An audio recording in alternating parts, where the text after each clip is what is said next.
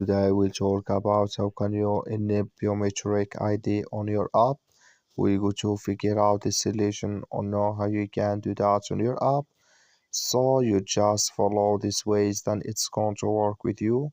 So all you have to do, so you just go down here, you click here on more down here. When you just click here on more, it's going to take you to this list. It's going to show for you like this. Then all you have to do, you just click here on profile and security here, just click on it. So then it's going to take you to this list. It's going to show for you like this.